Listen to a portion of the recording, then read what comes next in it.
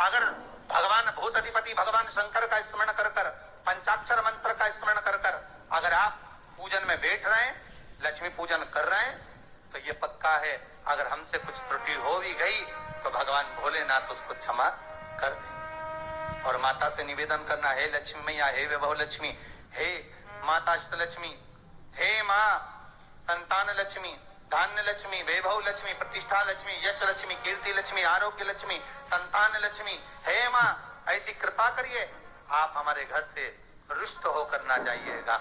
ये घर, ये परिवार, ये सब आपका, सब आपका। ये किसी दूसरे का नहीं। माँ पूजन करते समय माता लक्ष्मी से जरूर कहें, माँ 4 साल हो गए, 2 साल हो गए, ये 2 वर्ष जो ये कोरोना महामारी में गए हैं, ये वर्ष जो बेकार निकल गए हैं, माँ हो सकता है आप हमसे रुष्ट हो गई हो, पर आज क्षमा मांगकर अपने घर में आप प्रवेश करिए। माँ आइए हमारे घर में, आप पधारिए। महाराज कितना सुंदर संवाद है। एक साहूकार की बेटी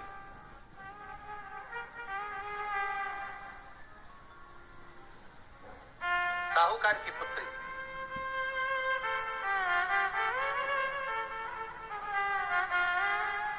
पीपल के वृक्ष के नीचे, बेलपत्री के वृक्ष के नीचे, आंवले के वृक्ष के नीचे प्रत्येक अमावस्या को दीप लगाने जाती थी। उसका नियम था। शिवाय नमस्तु भ्यम हर हर महादेव। पूज्य प्रदीप मिश्रा जी ने दिवाली का बहुत अच्छा और अचूक उपाय बताया है। उसके लिए प्लीज़ वीडियो को पूरा देखिए और मेरे चैनल को लाइक कमेंट और शेयर जरूर करिए। मेरा चैनल है धार्मिक वीडियो पूनम शर्मा। पूज्य प्रदीप मिश्रा जी ने बताया है कि किस तरह से एक साहूकार की लड़की पीपल के पेड़ के नीचे और आंवले के पेड़ के नीचे एक दीपक लगाती थी तो उसके घर में माता लक्ष्मी की ऐसी कृपा हुई कि उसका घर धन लक्ष्मी से भर गया और हमेशा के लिए लक्ष्मी ने वहाँ अपना निवास स्थान बना लिया। पूज्य प्रदीप मिश्रा जी के उपाय बहुत अच्छे और अचूक होते हैं। अगर आप भी चाहते हैं कि हमारे घर में धन लक्ष्मी की हमेशा कृपा बनी रहे तो दिवाली के दिन आप भी ये उपाय करें और इस तरह से माता लक्ष्मी की पूजा करें कि माता लक्ष्मी को आपके घर में आना ही पड़े। पूज्य प्रदीप मिश्रा जी के उपाय देखने के लिए वीडियो को पूरा देखिए और लाइक कमेंट और शेयर जरूर करिए।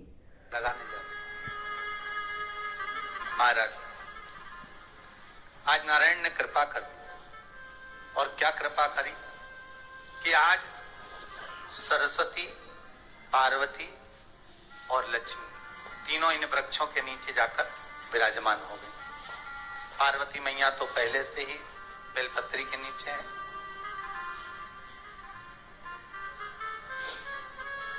स्वयं सरस्वती मैया, लक्ष्मी मैया आंवले और पीपल के नीचे विराजमान हो गई।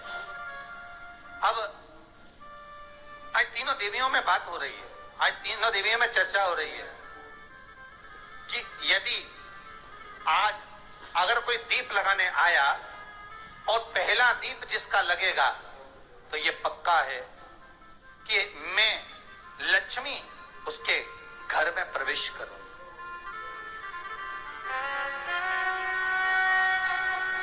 सरस्वती जी बोली, जो पहले बार दीप लगाने के लिए प्रथम में आएगा मैं उससे अपनी सहेली बना लूंगी, उसको अपनी मित्र बना लूंगी। पार्वती जी बोली, जो प्रथम दीप लगाने आएगा, पार्वती जी कहती हैं मैं भगवान शिव से कहकर उनका कल्याण करवा दूं। अब ये साहूकार की बेटी, वो साहूकार जो कहने का तो साहूकार था, धन पूर्व में बहुत था पर अब इसके पास में कुछ भी नहीं बचा था। देखिए सुख दुख तो जीवन में चलता रहता है, आज सुख है कल दुख है, फिर दुख है फिर सुख है, जीवन में चलता रहता है। भगवान ने दिया, हो सकता है पूर्व में आपके पास में खूब धन होगा, वैभव होगा, सत्ता होगी, फैक्ट्रियां भी होगी, दुकान भी होगा, धंधा भी होगा, पानी भी होगा, सब कुछ, सारी सत्ता आपके पास में होगी, पर समय की घड़ी किसने देखी है सर? कौन देखा घड़ी को, कौन देखा पल? कहते हैं तेरा पल पल बीता जाए मुख से जप ले नमः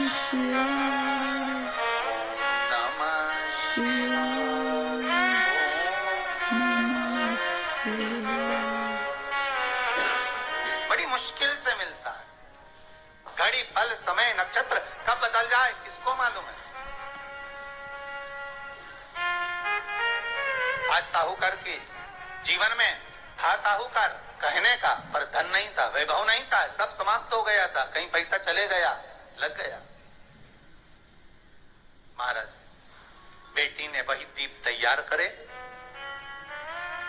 दीपावली की अमावस्या नहीं थी, पर दूसरी जो अमावस्या थी उस अमावस्या पर उसने दीप लगाया। जैसे दीप लगाया 3 देवियों ने आवाज लगाई, अरे सखी सुनो तो। साहूकार की बेटी बोली किसकी आवाज आ रही है? अरे सखी सुनो तो। सखी ने कहा क्या बात है? आवाज आई, 3 सुंदर स्त्रियां बड़ी सुंदर युवती बनकर सुंदर आभूषण वस्त्र पहनकर बैठी हुई थी। एक पूज्य प्रदीप मिश्रा जी ने बताया कि अमावस्या के दिन जब पंडित की लड़की दीपक लगाने के लिए गई तो वहां पर 3 देवियां पहले से ही विराजमान थी और वे देवियां थी माता पार्वती, माता लक्ष्मी और माता सरस्वती, जो गहनों से सजी धजी हुई उस टाइम पे बैठी हुई थी। जो पंडित की लड़की ने दीपक लगाया तो उन्होंने उसको आवाज़ दी कि बहन सुन, हम तुम्हें अपनी सहेली बनाना चाहते हैं और हम तुम्हारे घर पे आना चाहते हैं। पूज्य प्रदीप मिश्रा जी की ये बहुत अच्छी कथा है, इसे पूरा सुनिए और लाइक कमेंट और शेयर जरूर कीजिएगा।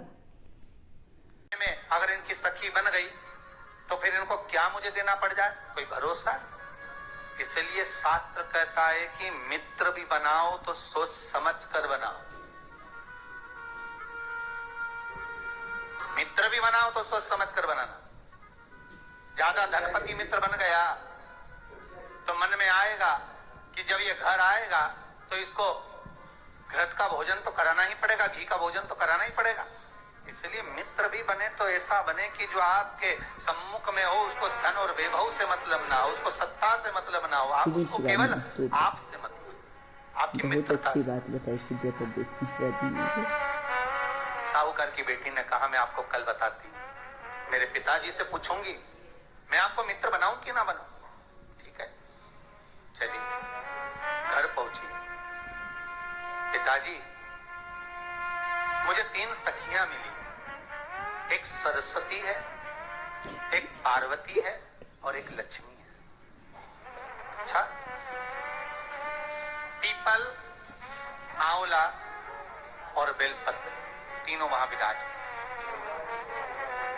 अच्छा, क्या कर रही हैं? सखी बनाना चाहती। पिताजी ने कहा बन जाओ सखी। सखी बनने में दिक्कत क्या है, बनो।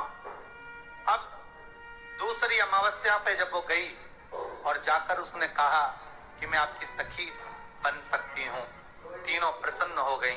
तो उसमें से एक सखी माता लक्ष्मी ने कहा कि चलो आज तुम हमारे घर चलो, हम तुम्हारा सम्मान करना चाहते हैं। सखी को माता लक्ष्मी अपने घर ले गई। साहूकार की बेटी को जब घर लेकर गई, चौकी, सोने की थाली और सोने के गिलास, पकवान एक से बढ़कर एक माता लक्ष्मी ने जब साहूकार की बेटी के सामने परोसे, इधर माता सरस्वती इधर माता पार्वती नजदीक में बैठ गई और साहूकार की बेटी पकवान को खाने लगी।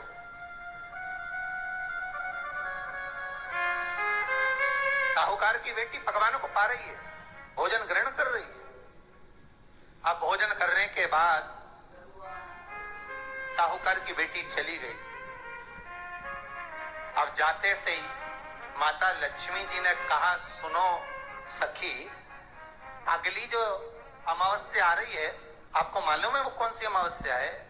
नहीं। कहा दीपमालिका, दीपावली की अमावस्या आपको मालूम है? ओहो, पर एक बात हम आपको कहें। लक्ष्मी जी बोली एक बात हम आपको कहें। हाँ बोलिए। हम चाहते हैं इस अमावस्या को आप हमारे घर आई हो, अगली अमावस्या को हम आपके घर आना चाहते हैं। शिरीष भाई नमस्तुभ्यम, हर हर क्या आप हमें महादेव। बुलाएंगे? माता लक्ष्मी का सखी ने पानी कहा, का चुका है। साहूकार की बेटी बोली, अगर आपका मन है आने का तो आप आओ, मना नहीं है। साहूकार की बेटी हूं मैं। लक्ष्मी जी ने मन में सोचा, ठीक है, तैयारी करो। आज साहूकार की बेटी घर पहुंची तो पिताजी ने पूछा, बेटी आज बहुत देर हो गई तुझे आने में, कहाँ रह गई थी तू? कहाँ रह गई तू? बेटी कहती है, 3 सखियों के घर गई थी, आने में देरी हो गई, पर मेरी सहेली माता लक्ष्मी जी कह रही हैं कि अमावस्या के दिन मैं तुम्हारे घर में आऊंगी। तो पिताजी ने कहा, उसमें क्या दिक्कत है, तैयारी करो। तो पिताजी, घर में अपने खाने के लिए तो कुछ नहीं, तो माता लक्ष्मी को क्या खिलाएंगे? कई लोग कहते हैं कि दीपावली पे ना तो हमारे यहाँ घी है, ना हमारे यहाँ तेल है, ना हमारे यहाँ कपास है, ना हमारे यहाँ पर मिठाई बन रही है, ना हमारे यहाँ अच्छे वस्त्र हैं। हम क्या पहने माता लक्ष्मी को रिझाने के लिए?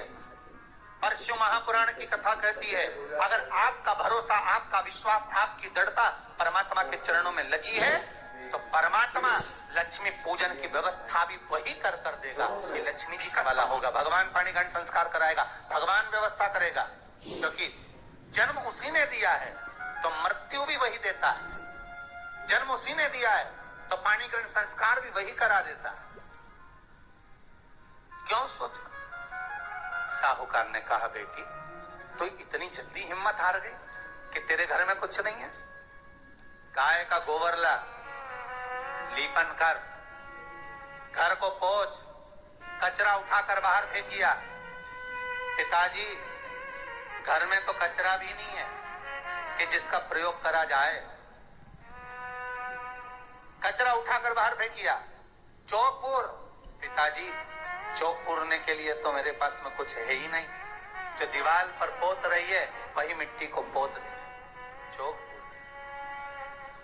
उनके घर गई थी, सोने की चौकी पर सुंदर आनंदमय भाव से बिठाया है मुझे, सुंदर सोने की थाली में भोजन कराया है मुझे,